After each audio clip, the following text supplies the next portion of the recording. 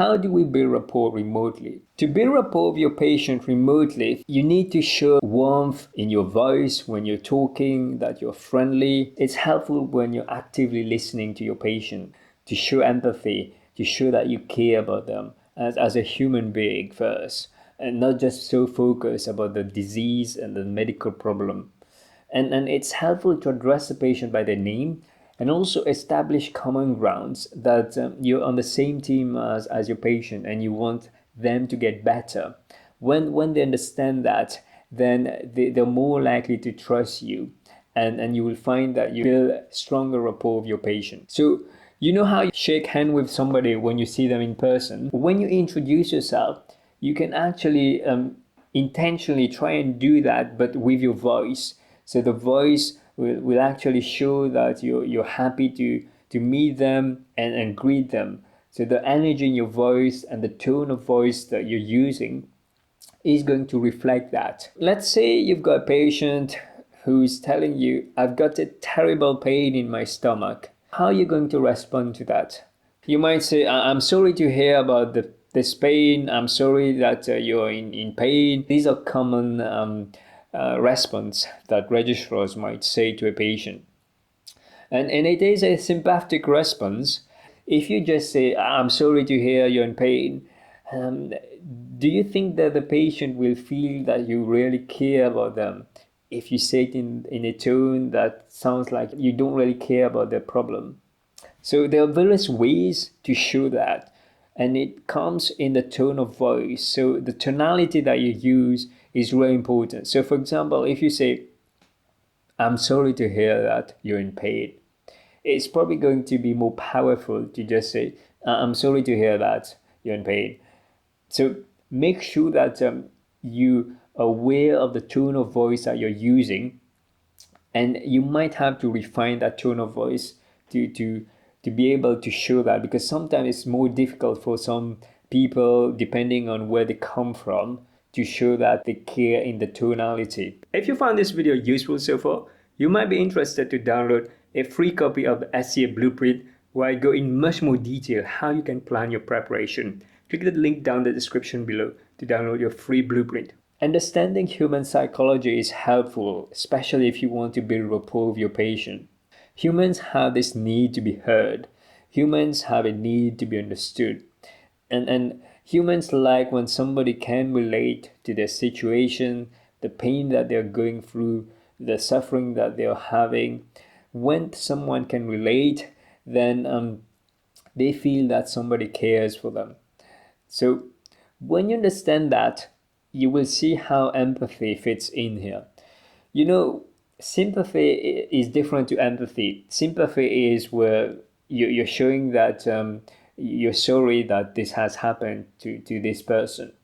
But empathy is not saying that you're sorry, but saying to that patient that I feel your pain. I understand where you're coming from. I hear you. So these are very different to just being sympathetic. Empathy is where you're connecting with that patient and you show them that you understand what's going on. There's two types of empathy. There's cognitive empathy, which is where you understand what's going on, that the patient is having this pain and you understand the perspective. And then there's affective empathy. Affective empathy is as if you are also feeling that pain with them. So you not just understand them, but you also have this pain, or you feel sad as well when they tell you about a loss that they may had. Be mindful about these two types of empathy and know how to use empathy. How you can actually use empathy is by developing this concept of giving a receipt to a patient when they tell you something. So for example, you've got a patient who tells you, I've got a terrible headache. And you could say, I'm sorry to hear that you've got a headache.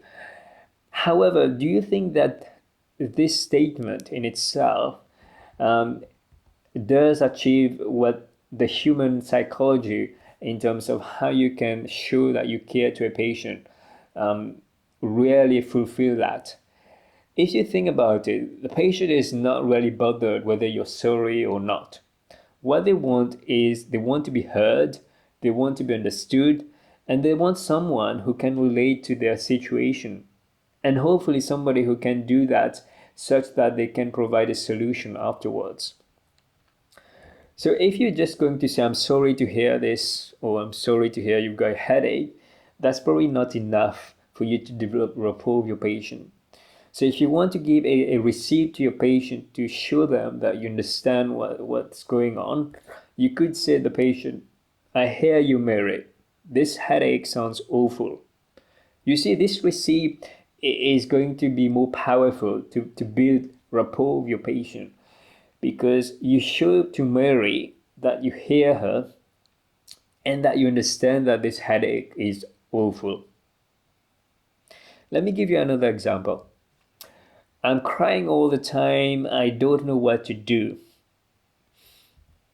And then you say to the patient, it's completely natural to feel sad after miscarriage. By saying something that shows that you've got insight and you understand where they're coming from, then the patient will feel that, oh, this doctor really gets me. So you see how powerful, by using a receipt, you can build rapport with your patient instead of just saying I'm sorry, which is repetitive and it doesn't really achieve much. Are you struggling with your consultation skills? Maybe you need help and you want to get constructive feedback. If you'd like to get help, then click the link down the description below to see whether I can help you. If I can help you, then we can enroll you on the one-to-one coaching program. Take care, everybody. Bye-bye.